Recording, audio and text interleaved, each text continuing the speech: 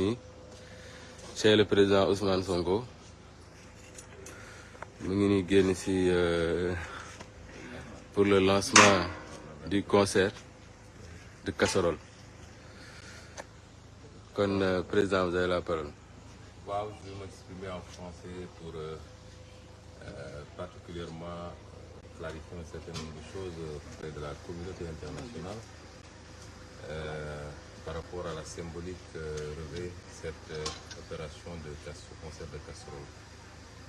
Nous avons opté pour cette méthode, pour cette fois-ci, qui nous permet de nous exprimer de la manière la moins violente possible, au-delà de la nuisance sonore que ça peut constituer, pour émettre un message fort au président Macky Sall d'abord, à son entourage, à tout le peuple sénégalais, mais également à cette communauté internationale. Ce dont le Sénégal a besoin, c'est d'apaisement, c'est de stabilité, c'est de tranquillité, c'est de démocratie, c'est de liberté. Toutes choses qui ont été largement bafouées ces dernières années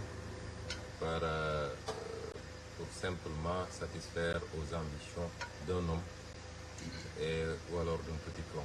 Il est temps que cela s'arrête. Nous ne voulons plus qu'il y ait des morts d'hommes. Nous ne voulons plus que des jeunes soient gravement blessés. Nous ne voulons plus que des gens soient arbitrairement emprisonnés, uniquement à cause de leur opinion ou de leur coloration politique. Nous ne voulons pas aller vers des élections qui sèmeront le chaos dans ce pays qui était l'un des derniers bastions de stabilité dans l'Afrique de manière générale, mais en Afrique de l'Ouest en particulier.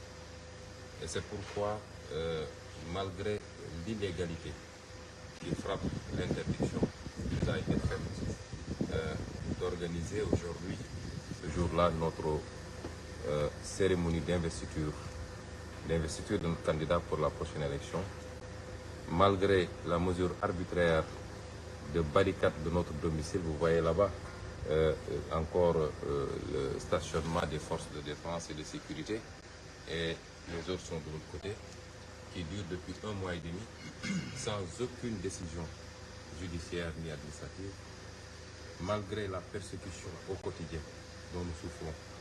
Je parle de tous nos militants. Nous avons pour cette fois-ci opté pour l'apaisement. Mais c'est un avertissement en même temps. Et nous espérons que le président Macky Sall saura se ressaisir à temps. Le message que le peuple sénégalais veut lui envoyer et qu'il va envoyer au monde entier aujourd'hui à travers ce concert de casserole, c'est un message d'apaisement et de paix. Et pour cela, il faut qu'il libère les détenus politiques. Plus de 700 détenus politiques dans les geôles de Macky Sall, c'est trop. Il faut qu'il libère les détenus politiques. C'est des Sénégalais qui ont des droits. Et certains sont retenus depuis trop longtemps, sans jugement, en violation de toutes les procédures de droit. C'est assez. Il faut qu'il lève ses barricades contre mon domicile. Je suis un leader politique et je crois que je crois mériter d'une certaine adhésion des populations sénégalaises pour justifier qu'on évite certaines choses, parce que la réaction populaire peut toujours déboucher sur l'irréparable, comme ça c'est déjà fait en 2021 et 2023. Il faut que cela s'arrête. Il faut qu'il arrête le complot politico-judiciaire pour empêcher une seule candidature, c'est-à-dire la mienne. L'Assemblée nationale est saisie et je crois doit se réunir le lundi. Et tout ce qui sera voté là-bas doit conclure à une seule chose: bloquer ou éliminer la candidature d'un homme qui s'appelle Ousmane Sonko, et au prix de la réhabilitation de beaucoup d'autres candidats qui aujourd'hui ont fait l'objet de condamnations beaucoup plus sérieuses. Il faut que tout cela cesse. Et c'est ce message-là que les Sénégalais veulent envoyer.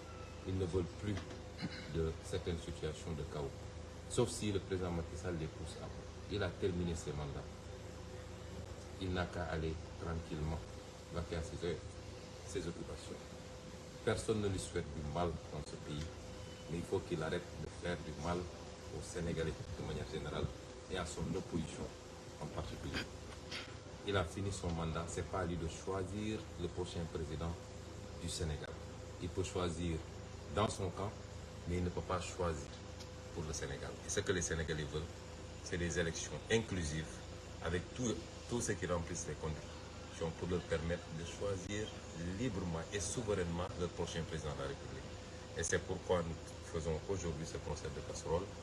Je le ferai symboliquement pour lancer le ton. Vous voyez que dans mon quartier, c'est presque impossible de l'organiser avec ces barricades qui ne me font pas du mal à moi seul, mais qui en font à mes voisins également qui souffrent à côté de moi.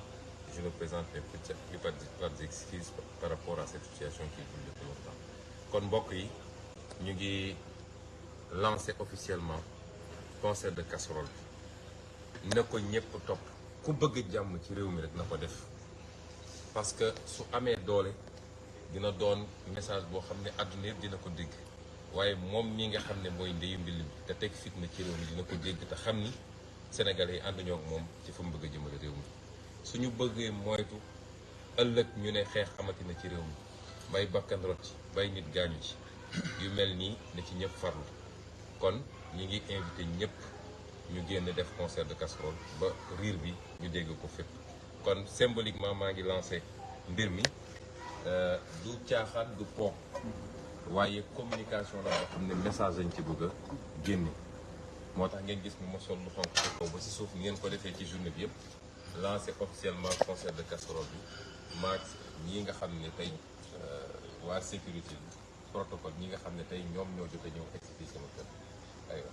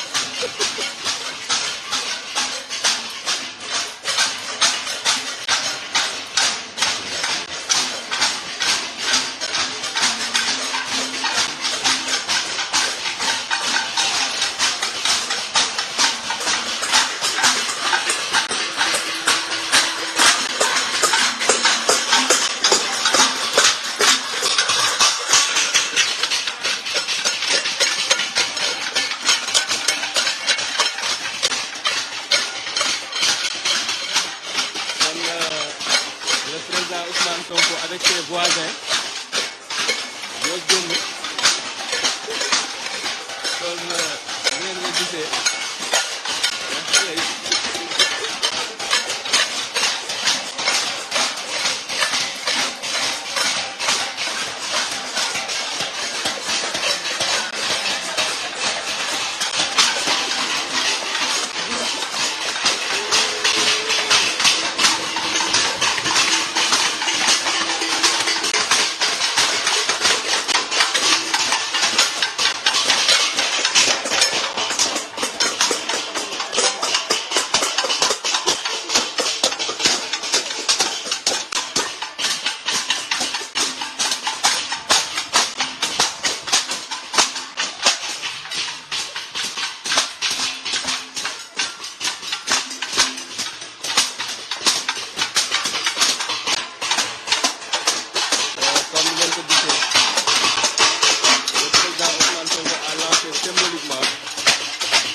concert de casserole bi ci invité ñëpp moo xam population Sénégal yëpp moo tax les forces de défense et de sécurité ñu ngi leen di invité ci concert de casserole bi ndax ñoom ñoo la gën a bëgg jàpp.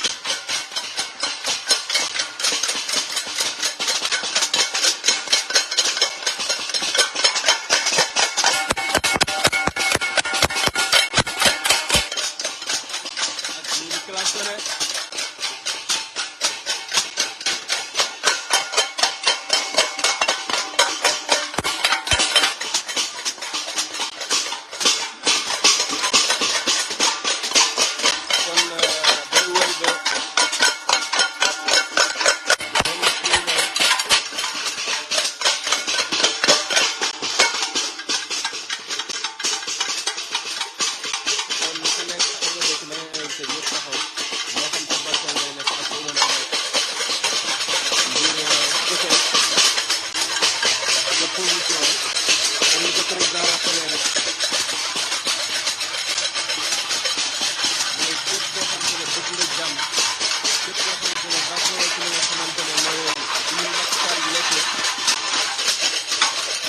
mën nga génn fësal ko moo xam Jakarta nga yor nga def say plateau moo xam oto nga yor moo xam ay doon nga yor nga tëgg wane ne jàmm nga bëgg ñu ci Sénégal waaye d'accord ci li nga xamante ne moom la le président Macky Sall bëgg a doxalee kon lii la woon dañ leen laata li nga xamante ne mooy congrès de Cameroun bi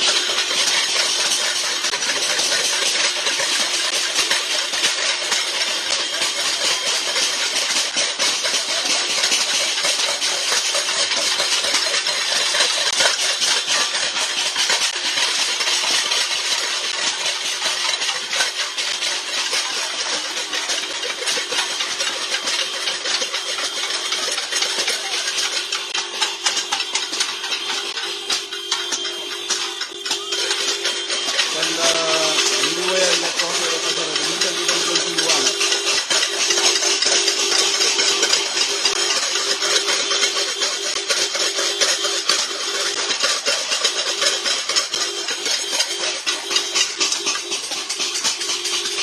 kon voisin yaa ngi nii